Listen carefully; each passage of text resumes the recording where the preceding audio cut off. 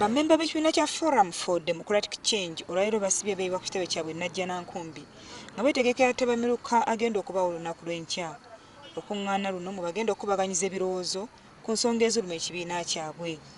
Wabula ebifo ebyeyabulirwa abakulembeze abamu, Alaasa agambye nti tebigenda kujjuzibwa tuusa omwaka ogujja nga bonna ebisanja byabwe biweddeko. There will be no elections in this one.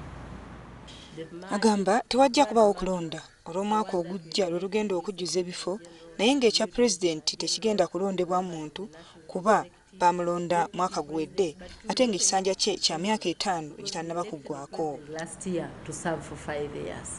Omwanika w'ekibiina Jack Sabiti n'omumyuka we Nathan Nandala Mafaabi bayabulira obuvunaanyizibwa bw'ekibiina omwaka guno gwennyini. Baagala n'okulaba engeri gye basobola okukolamu singa omukulembeze alekulya obuvunaanyizibwa ng'ekisanja kye tekinnaggwako.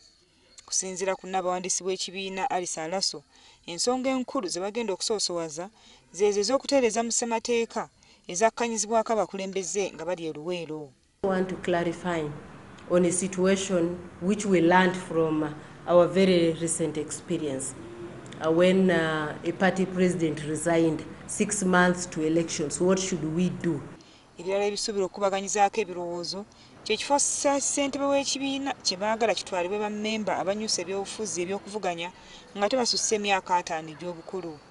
Ekirala baagala okuteekawo akakiiko k'abakadde n'ensonga endala njolo ne basuubira okuttaanya.